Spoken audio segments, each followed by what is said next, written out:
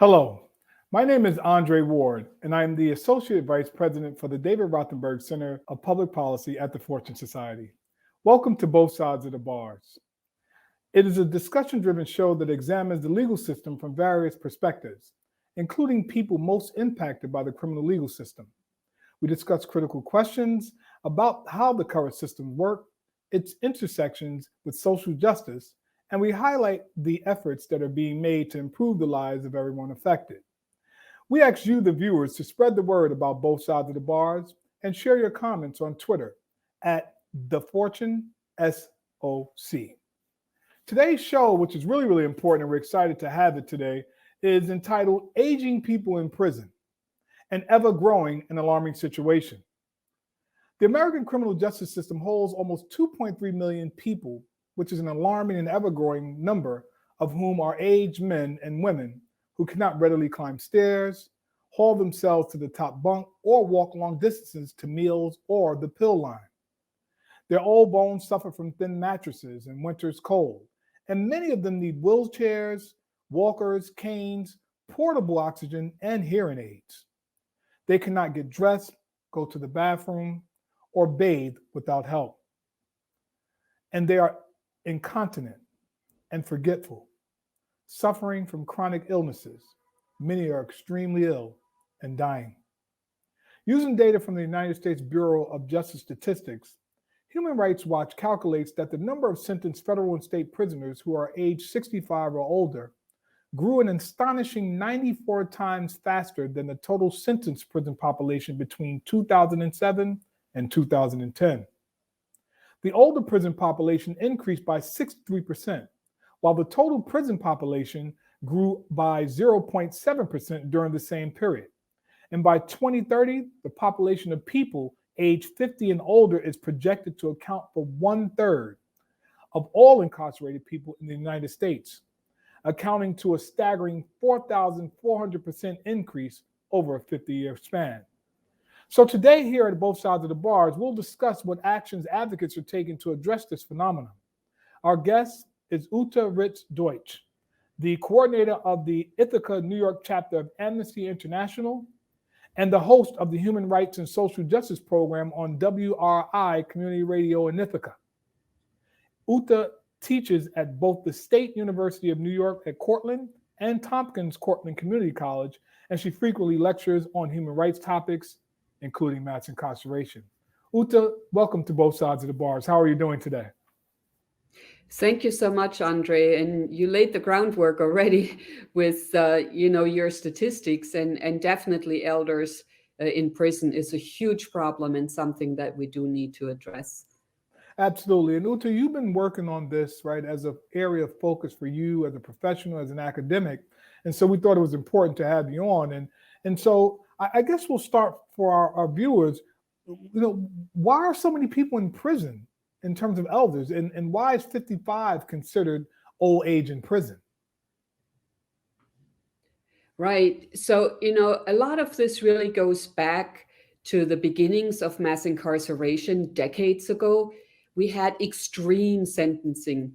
We had mandatory minimum sentences. We had truth in sentencing. We had life without parole sentences, and we had virtual life without parole. So, for example, if somebody gets, 75 years, they're not going to get out of prison alive. So a lot of this really can be traced back to the war on drugs and some of these extremely harsh sentences.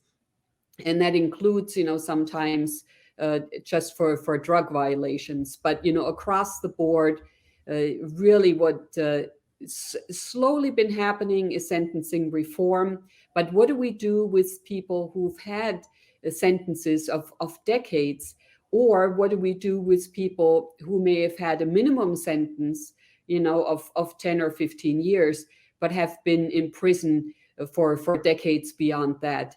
So that's why our numbers are so high. It is directly related to mass incarceration policies in this country and in New York State. And so when you think about that context, Uta, and it's very helpful, how can someone be sentenced, for example, to 15 years to life and then end up serving 30 years. And what does that say about a parole system in New York State? And what is the importance of the composition of the parole board? Right. So, this is really the difference between determinate and indeterminate sentencing. And a lot of people don't realize the importance. If you have a determinate sentence, you get sentenced for a certain number of years, let's say 5 years, and that's it. But with the indeterminate sentence, you are given a minimum. And for example, you will be eligible for parole after a certain number of years. So let's say if somebody's giving an indeterminate sentence of 15 years, but with the possibility of parole, that means after 15 years, they can start to petition the parole board. And really part of the problem has been that the vast majority of people have been denied parole. And there are several reasons for that. But the composition of the parole board is really, really important to understand. Because if you have a parole board that is composed of members who come from the law enforcement community or, who are former prosecutors, they oftentimes tend to focus on the nature of the original crime. And especially if it was a violent crime, then oftentimes the attitude is, well, this person is too dangerous to be released back into the community. Now, this kind of an attitude really does not allow for any notion of not just clemency, but also rehabilitation, forgiveness. And we do know that as people age, their propensity to engage in violent acts decreases. So, a person who is a teenager or, in their early 20s is very different from a person who is in their 50s. Changes happen in the brain. People get to reflect on what they've done. We're just not the same person we were decades ago.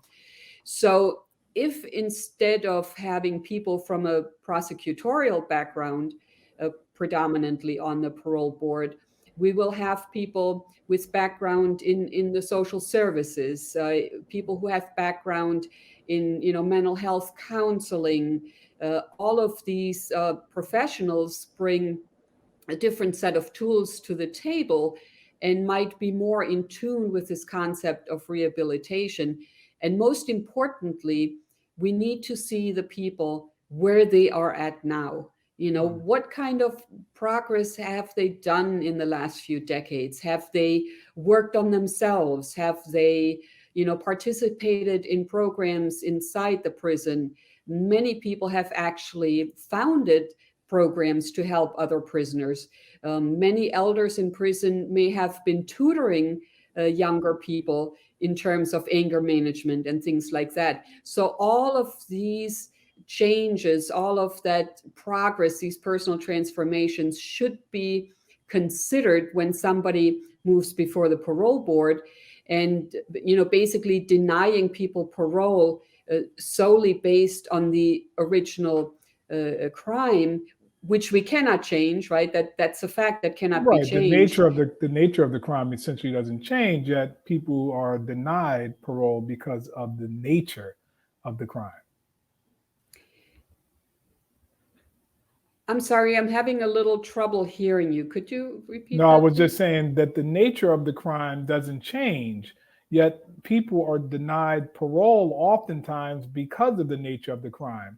And like you said, brain science suggests that people do grow and mature over a span of time, especially talking about decades, if they committed an offense in their teenage years, between 18 to 24 years old or so. But the other part of it is like a person 15, 20 years later is separate from the act that they committed when they were like 20 years ago. So talk a little bit more about that too, as you were saying, Uta.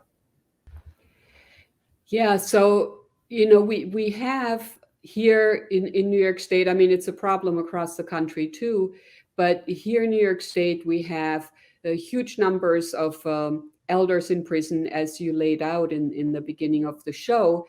And one reason why we actually use this number age 55 as elders, because that is how New York State classifies the age in prison. Once you reach 55, you sort of crossed into that category. But it is because there's so much wear and tear on people's health.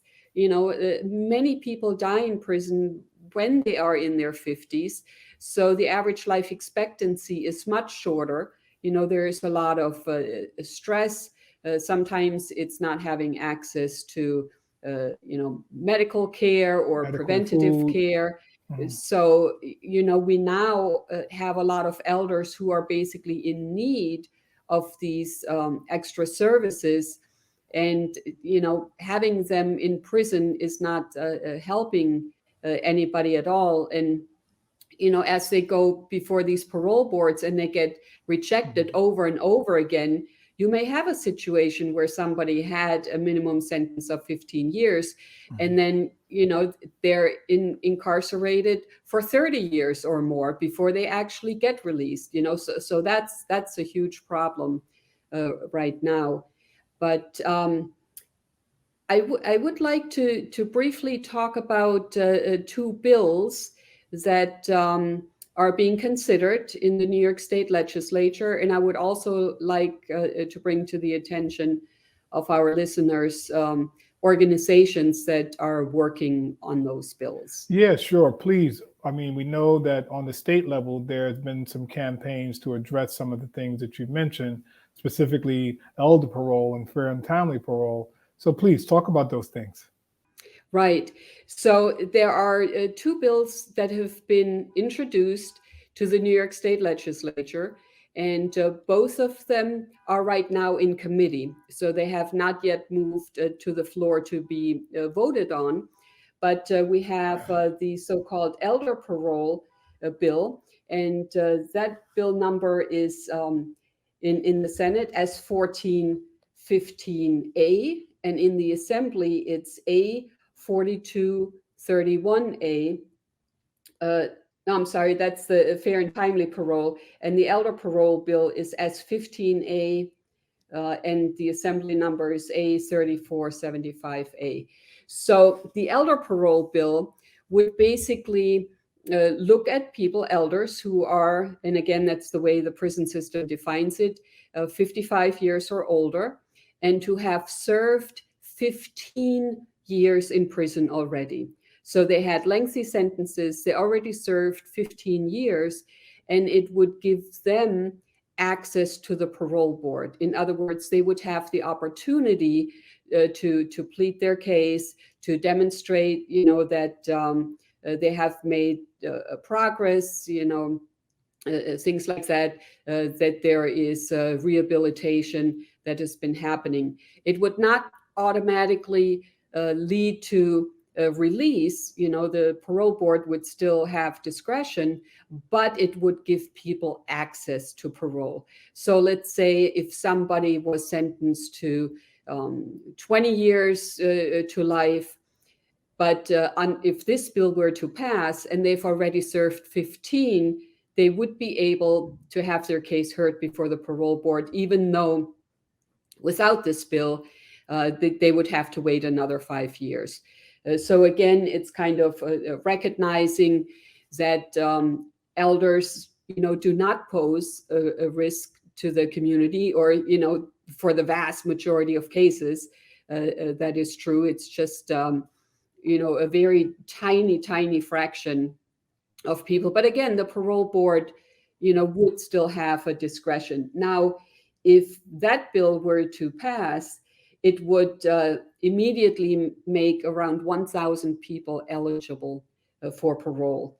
So that would not only save lives, because a lot of people do die in prison, but it would also be a way to reunite families. And that's something a lot of people don't necessarily think about. I mean, yes, a person was convicted of a crime, and that person is being, punished for that. But it's not just that one individual. People have family members, they have parents and spouses and children who kind of suffer along. And, it oftentimes means that people who are incarcerated lose loved ones, and they cannot be there for funerals and so on. It's just really heartbreaking.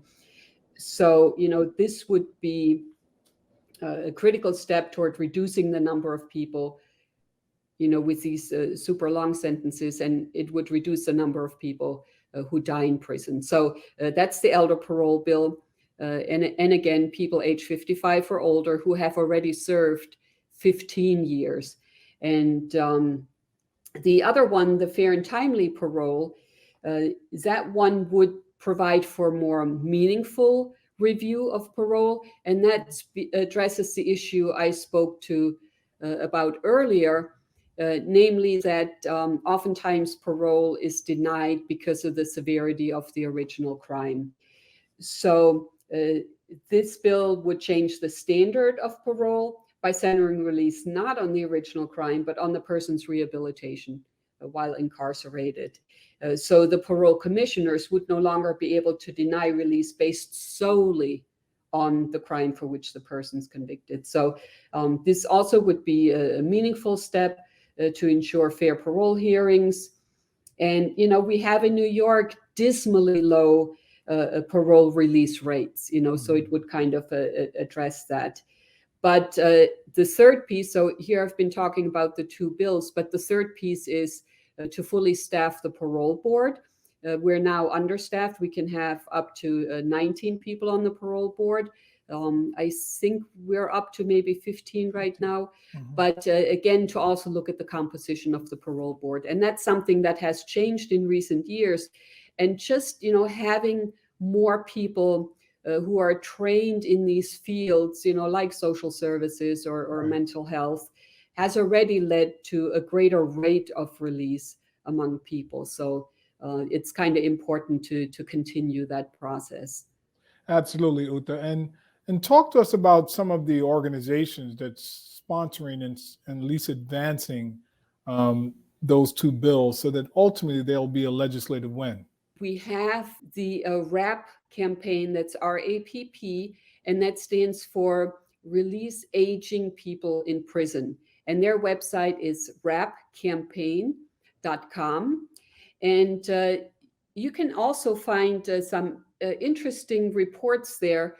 So if you go to RAP campaign and then to resources and reports, one of the reports that was just released by Columbia University in October of this year is New York State's new death penalty, the death toll of mass incarceration in a post-execution era. So if people are interested in more, research in facts and figures, you can definitely take a look at that report. There is also basically a campaign. So this is several different organizations coming together. That's the People's Campaign for Parole Justice. And their website is Parole Justice, and then NY for New York, parolejustice.ny.com. And you can also look at their campaign platform, which is basically a legislative agenda, and it includes those two bills, and it includes, also efforts to improve the composition of the parole board. But they have some other initiatives as well, for example, that have to do with family unification and also visitation rights, things of that nature.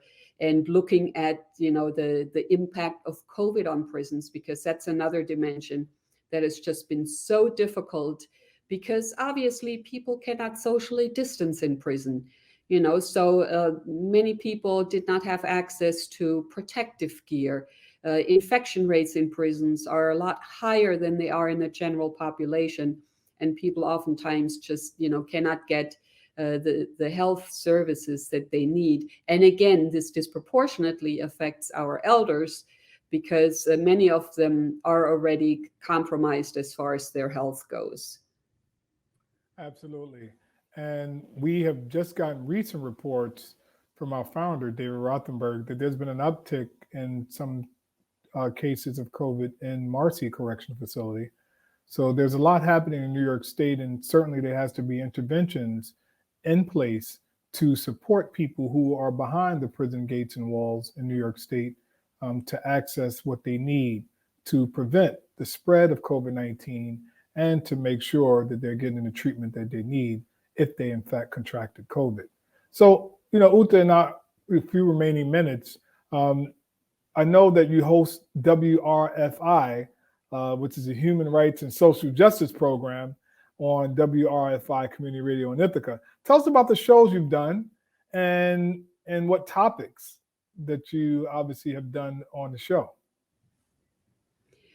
Right. Thank you so much for bringing that up. So, I consider myself to foremost be an educator, and I like to do research, but I'm also involved in advocacy. So earlier on the show, you mentioned the Ithaca chapter of Amnesty International that I coordinate. So one of the things that we worked on also was the HALT Act, which is the Humane Alternatives to Long-Term Solitary Confinement. And that's something we advocated for, I think, for around 7 years, before it finally got passed.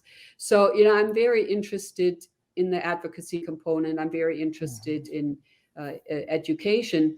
And I have done a few shows on this topic, and I would just like to bring that to people's attention. The podcasts of the show can be found on SoundCloud. So if you go to soundcloud.com/WRFI Human Rights Show, you can find them, and they're listed chronologically. WRFI is community radio in Ithaca, so pretty much volunteer run. But there are 3 shows I would like to bring to your attention. One of them I did almost a year ago, and that was with Jose Saldaña. He's a director of RAP, Release Aging People in Prison, and Jerome Wright, who has been an organizer for the HALT bill. And he's been organizing with CAKE, the Campaign for Alternatives to Isolated Confinement. And both of them have spent many years, decades actually, in prison. And that's another very important component, is to have people who've been personally affected in leadership roles. Sure. So there's a show with Jose Saldaña and Jerome Wright that was from November 27th of last year, 2020. There is a show with the survivors, and that was March 19th of 2021. And I'm in conversation with 3 different women who are survivors of violence. And many of them, also survivors of domestic violence, but they are outspoken against this long-term incarceration, saying it does not solve anything, it does not heal the harm that has been done. So that's an important show. And more recently, there's a show with Melissa Tanis and Beth Harris that was October 22nd of this year. And Melissa also is a survivor. And, we talk about the importance of these 2 bills as well. Mm-hmm. So again, if people are interested, look them up chronologically, soundcloud.com/WRFI Human Rights Show. Thank you so much. And thank you for allowing me to the shameless plug. No, absolutely. I think it makes perfect sense, Uta, and we thank you for your work in advocacy and as a radio personality to amplify those issues with leaders like Jerome and Jose and Melissa and others who have been impacted either directly through the criminal legal system or as a survivor in some way as a result. And so we want to make sure that our viewers continue to view both sides of the bars. Again, we were joined by our dear colleague and friend, Uta Ritz-Deutsch, who joined us today, and we appreciate her. And, to our guests, Uta, we will certainly have you back here. We thank you for giving us your thoughts and observations about elder parole, about elders in prison, and what is important to address as it relates to older people and aging people who are in prison. We thank you, our viewers, for joining us for all of the thought-provoking discussion. In the meantime, On behalf of the Fortune Society, we thank you so much for tuning into Both Sides of the Bars. If you're interested in finding out more about Both Sides of the Bars and about the Fortune Society, please check us out on the web at fortunesociety.org. That's Fortune, FORTUNESOCIETY.org. That's fortunesociety.org, or go on Facebook and type in the Fortune Society. This is Andre Ward, and I appreciate all of you joining us here today on Both Sides of the Bars as we continue to look at those things critically. Be well. We asked you to step in on a very important project for us. In the middle of the pandemic, we knew that there were physically, medically vulnerable people in prison, in jail, in detention, who would not be released unless they had an address, but they were homeless. We rented a building and we asked you to run it.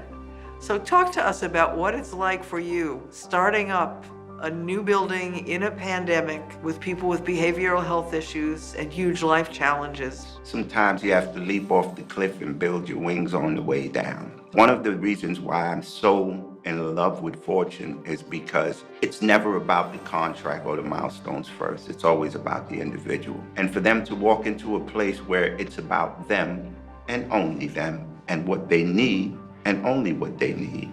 We don't write people off. We invest in people. The same way some individuals and some corporations invest in prisons. We invest in people. My sole purpose for being here was so that I can try to help people the way that I was helped when I finally walked through the doors of Fortune for real.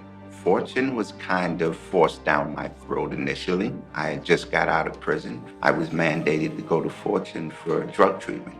It's been an experience for me. I tell people all the time, this is where I grew up. This is where I learned what being a man is and what being a productive citizen means. I can remember when I first walked through the door. I can remember how I wanted to be treated. I can remember how I wanted to be spoken to. And that's the way I treat everybody that comes through there, as if it was me.